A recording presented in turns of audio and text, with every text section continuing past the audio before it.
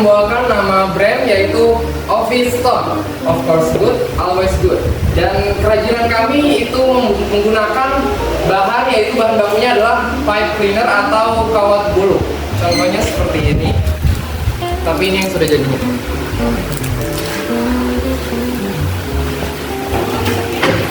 Di sini ada latar belakang, yaitu kerajinan tangan berbahan dasar pipe cleaner merupakan salah satu berbagai aktivitas yang mampu menghasilkan produk unik dan juga bernilai jual tinggi. Pipe cleaner yang umumnya digunakan sebagai alat industri kini dapat diolah menjadi berbagai produk menarik seperti hiasan, mainan, dan aksesoris. Dengan modal kecil dan proses produksi sederhana, usaha ini memiliki potensi besar untuk berkembang.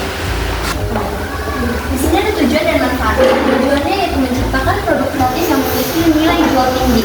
Jadi kita memberikan modal yang cukup tidak terlalu tinggi dan tidak terlalu rendah, tapi kita memiliki nilai jual yang tinggi.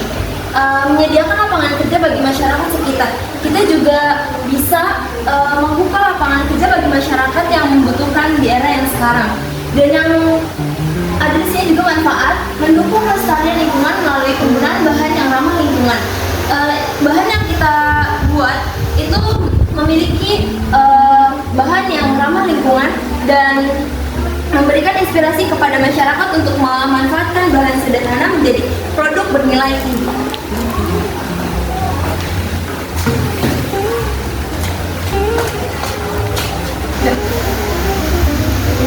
Baik, di sini ada metode penelitian. Yang pertama yaitu strength atau kekuatan. Produk ini unik dan kreatif sehingga bisa menarik perhatian konsumen. Selain itu harganya sangat terjangkau.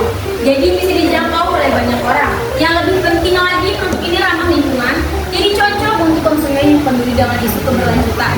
Namun ada beberapa kelemahan yang perlu kita atasi. Salah satunya adalah kurangnya pengalaman dalam pemasaran. Selain itu, usaha ini cukup bergantung pada ketersediaan bahan baku tertentu.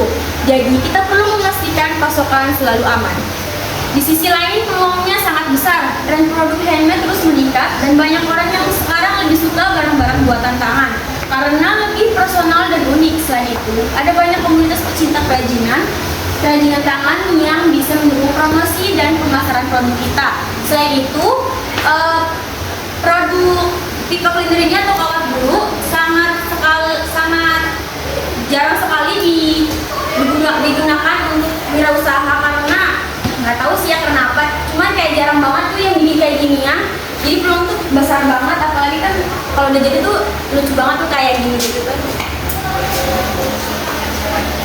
Yang terakhir itu ada ancaman atau risk.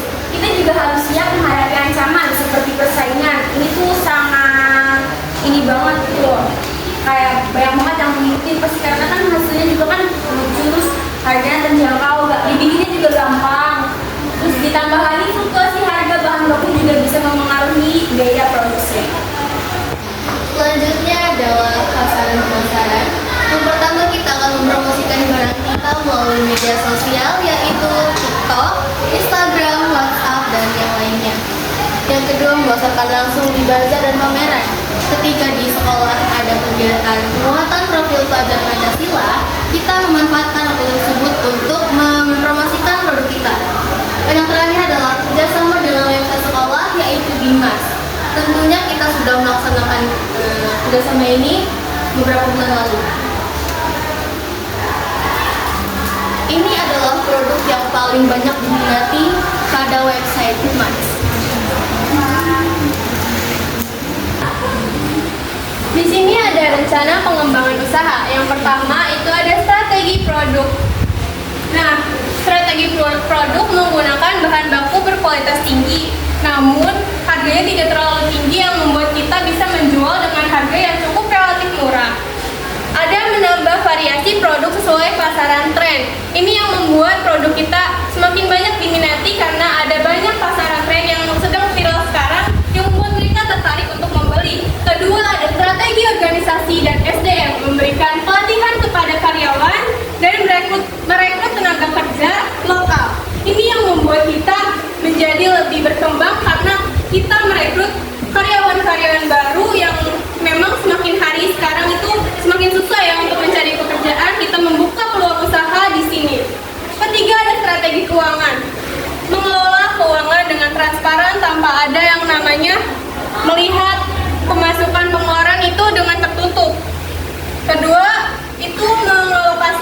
sebagian keuntungan untuk pengembangan usaha.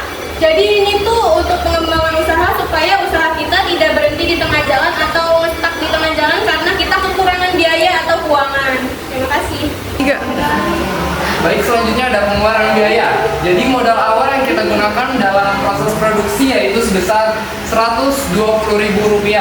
Selanjutnya ada biaya produksi bulanan. Dalam sebulan kita bisa mencakup yaitu sebesar biaya Rp96.000.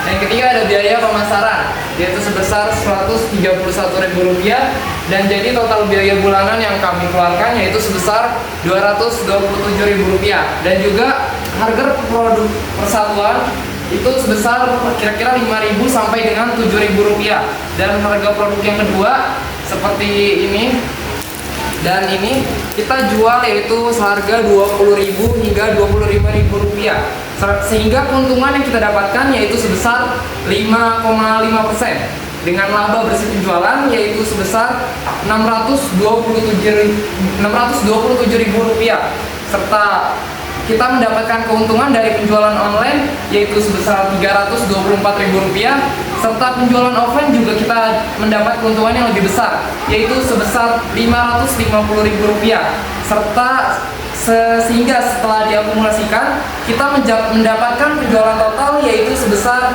Rp874.000. Jadi kesimpulan yang kita dapat atau yang kita hasilkan adalah usaha kerajinan tangan yang kita buat yaitu pipe cleaner memiliki potensi yang besar karena bahannya yang fleksibel serta bahannya juga murah dan juga mudah diolah, sehingga memungkinkan pembuatan produk kreatif seperti dekorasi, mainan, serta aksesoris-aksesoris, dan juga usaha ini dapat menarik minat pasar serta memberikan nilai jual yang tinggi, dan juga menjadi peluang bisnis dengan modal yang rendah. Jadi ketika kita beli dengan modal yang rendah, tetapi setelah kita kreativitaskan sehingga menjadi nilai tambah, harganya menjadi lebih tinggi, serta proses pembuatannya juga yang sederhana. Cukup sekian presentasi dari saya dan teman-teman. Saya ucapkan terima kasih. Wassalamualaikum warahmatullahi wabarakatuh. Ada mengenai SWOT. Di SWOT itu strength, weakness, opportunity, threats. Yang itu tanyakan ada yang mengenai fluktuasi harga bahan baku. Nah, yang mau saya tanyakan bagaimana cara Anda jika bahan baku ini kan kaitannya dengan mungkin dolar ya, kalau dolar naik harganya naik. Bagaimana cara Anda mengantisipasinya? Jadi kalau misalnya kita lihat dari produksi produk-produk yang udah terkenal, biasanya perusahaan itu kan dia kayak melakukan apa ya, ketika harga bahan pokok naik, harga barang yang mereka buat itu juga akan naik, tetapi dengan apa ya, diskusikan dengan agar harganya itu tidak terlalu tinggi. Biasanya kalau kita lihat di Indonesia itu kayak misalnya harga bahan-bahan pokok atau sembako naik dengan harga yang tinggi, pasti mereka akan komplain. Nah, jadi dari perusahaan juga atau dari kitanya juga bagaimana caranya dengan harga bahan atau harga bahan pokok yang naik, kita juga menjualnya dengan harga yang tidak terlalu tinggi agar pelanggan itu tidak lari atau ke yang lain, jadi tetap di kita. Serta juga walaupun harga naik, kita juga berusaha bagaimana caranya produk kita itu bisa tetap meningkat lagi Bu, kualitasnya. Jadi seperti itu, walaupun harga naik, kualitas juga lebih bagus.